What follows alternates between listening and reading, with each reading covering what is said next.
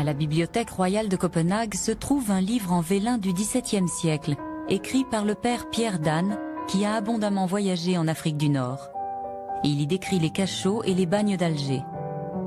Il dresse la liste des esclaves français qui attendaient une rançon, des marins de la France entière. Lorsque le montant de la rançon est réuni, le nom du captif doit être ajouté à la liste des esclaves qui peuvent être libérés. Les listes comportaient des descriptions individuelles. Elles étaient vérifiées à Alger. Dans toute l'Europe, on trouve dans les archives des registres et des lettres qui décrivent les tâches dévolues aux esclaves.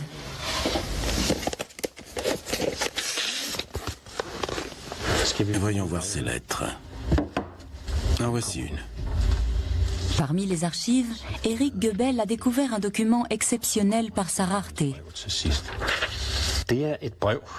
Cette lettre a été écrite à Alger le 10 janvier 1710. Elle est en danois. L'écriture n'est pas très belle, mais ce qu'il faut voir, c'est ceci.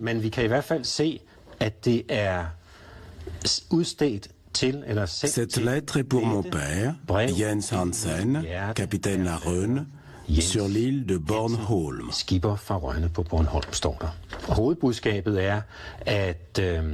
C'est un jeune homme qui a été fait prisonnier dans le détroit de Gibraltar. Il s'est retrouvé esclave à Alger et il est au plus mal.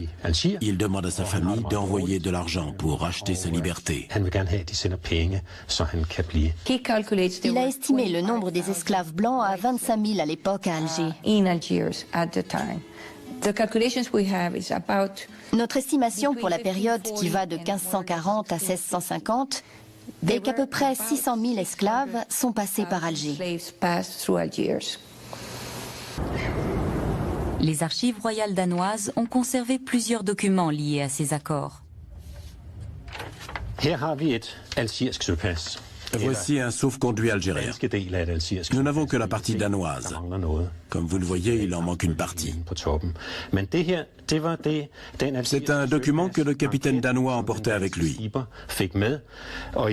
Ce sauf-conduit date de 1838. On est déjà quasiment à la fin de l'existence de ce système. Le vaisseau concerné est le Magdalene, immatriculé à Copenhague.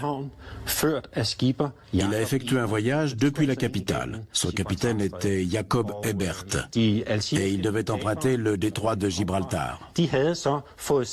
Les pirates algériens, de leur côté, avaient reçu la partie supérieure du document envoyé depuis le Danemark et qui correspondait parfaitement avec la partie inférieure. Le capitaine danois présentait sa partie, le pirate la sienne, et si les deux s'emboîtaient, cela signifiait que le navire danois venait d'un pays qui s'était acquitté du droit de passage.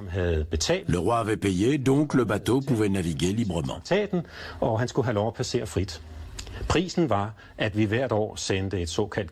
Le tribut annuel consistait en une cargaison de poudre et de boulets, de faucons d'Islande, de cornes de narval et d'autres produits du Nord. C'était de cette manière que le traité était scellé.